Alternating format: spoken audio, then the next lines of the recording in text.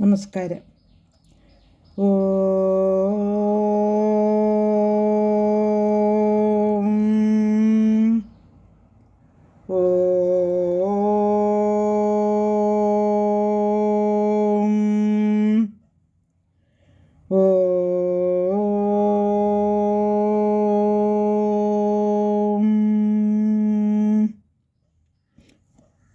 സർവമംഗളമംഗല്യേ ശിവേ സർവാർത്ഥസാധികേ ശരണ്യേ ത്രയംബകേ ഗൗരി നാരായണി നമോസ്തുതേ.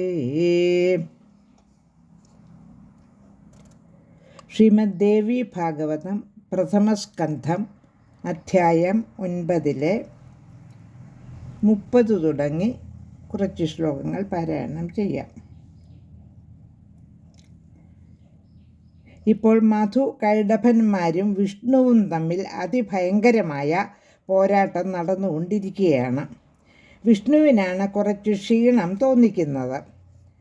അപ്പോൾ വിഷ്ണു പറയുകയാണ്, ക്ഷീണിച്ചവനെയും ഭയപ്പെട്ടവനെയും അസ്ത്രം കയ്യിലില്ലാത്തവനെയും ഒന്നും ശത്രുപക്ഷം പ്രഹരിക്കുകയില്ല, അവരോട് യുദ്ധം ചെയ്യുകയുമില്ല. അതൊരു നിയമം തന്നെയാണ്. ഞാൻ 5000 വർഷമായിട്ട് ഇവിടെ നിങ്ങളോട് യുദ്ധം ചെയ്യുന്നു. ഞാനാണെങ്കിൽ ഒറ്റയ്ക്കേ ഉള്ളൂ, നിങ്ങൾ 2 പേരുണ്ട്, നിങ്ങൾ സഹോദരന്മാരുമാണ്.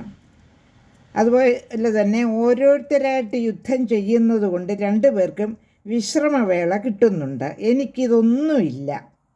പിന്നെ എങ്ങനെയാണ് ഞാൻ ധർമാനുസൃതമായി നിങ്ങളോട് യുദ്ധം ചെയ്യുന്നത് എന്ന് വിഷ്ണു അവരോട് ചോദിക്കുന്നു, മധുകൈടവന്മാരോട്.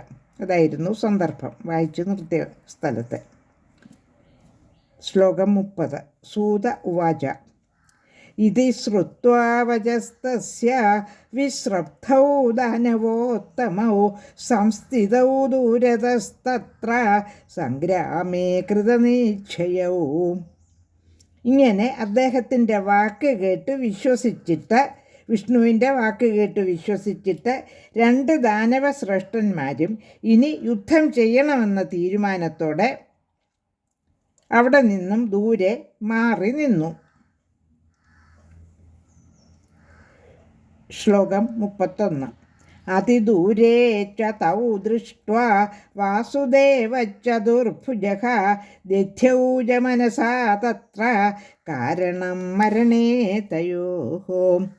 ചതുർഭുജനായ വിഷ്ണു ദൂരെ മാറി നിൽക്കുന്ന 2 പേരെയും കണ്ടിട്ട് അവരെ എങ്ങനെയാണ് വധിക്കുകയെന്ന് മനസ്സുകൊണ്ട് ആലോചിച്ചു. ശ്ലോകം 32.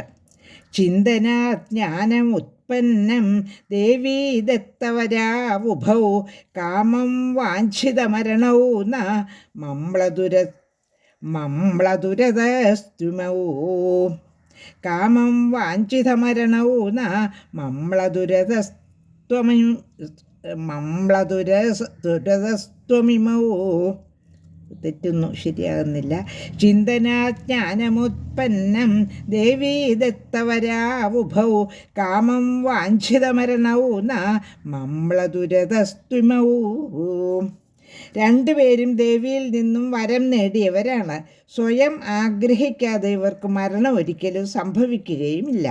അതുകൊണ്ടാണ് ഇവർക്ക് ക്ഷീണം സംഭവിക്കാത്തത് എന്ന് ചിന്തിച്ചപ്പോൾ അദ്ദേഹത്തിന് മനസ്സിലായി. ശ്ലോകം 33. വൃഥാ മയാ കൃതം യുദ്ധം ശ്രമോയം തേ വൃഥാ ഗതഃ കരോമി ച കഥം യുദ്ധം ഏവം ജ്ഞാത്വാ വിനിശ്ചയം. വെറുതെ ഞാൻ യുദ്ധം ചെയ്തു, എൻ്റെ ഈ ശ്രമം വെറുതെ ആയിപ്പോയി, ഇതാണ് വസ്തുത എന്നറിഞ്ഞിട്ട് ഇനി ഞാൻ എങ്ങനെ യുദ്ധം ചെയ്യും. ശ്ലോകം 34. അകൃതേ ച തഥാ യുദ്ധേ കഥമേതൗ ഗമിഷ്യതഃ വിനാശം ദുഃഖദൗ നിത്യം ദാനവൗ വരദർപ്പിതൗ. യുദ്ധം ചെയ്യാതിരുന്നാൽ ഇവർ എങ്ങനെ നശിക്കും? വരം നേടി അഹങ്കരിക്കുന്ന ഈ 2 അസുരന്മാരും എന്നും ദുഃഖം ഉണ്ടാക്കിക്കൊണ്ടിരിക്കും. ശ്ലോകം 35. ഭഗവത്യാ വരോ ദത്ത സ്വയാ സോപി ച ദുർഘടഃ മരണം ചേച്ഛയാ കാമം ദുഃഖിതോപി ന വാഞ്ചതി. ആ ദേവി ഇവർക്ക് വരം നൽകി, അതും ദുർഘടമായ ഒരു വരം.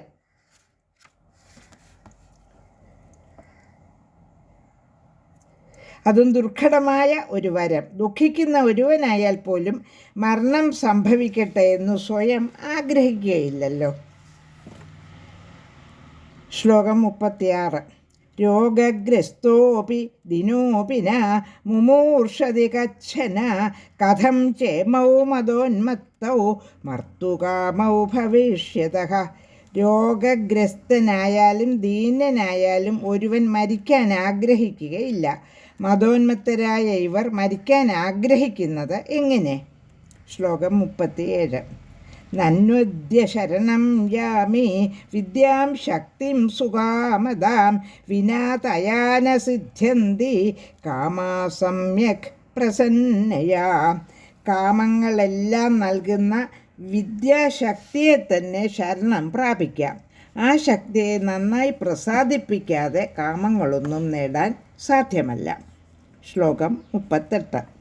ഏവം സഞ്ചിന്യമാനസ്തു ഗഗനേ സംസ്ഥിതാം ശിവാം അപശ്യത് ഭഗവാൻ വിഷ്ണുർ യോഗനിദ്രാം മനോഹരാം. ഭഗവാൻ വിഷ്ണു ഇങ്ങനെ ചിന്തിച്ചുകൊണ്ടിരിക്കെ മംഗളാത്മികയും മനോഹരിയുമായ യോഗനിദ്രാദേവി ആകാശത്ത് സ്ഥിതി ചെയ്യുന്നത് അദ്ദേഹത്തിന് കാണുമാറായി. ശ്ലോകം 39. കൃതാഞ്ജലിരമേയാത്മാ താം തുഷ്ടാവയോഗവിത് വിനാശായ തയോസ്തത്ര വരദാം ഭുവനേശ്വരിം.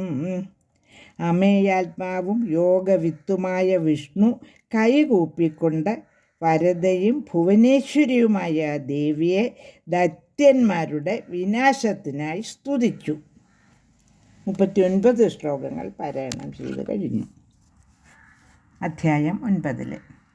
ലോകാ സമസ്ത സുഖിനോ ഭവന്തു.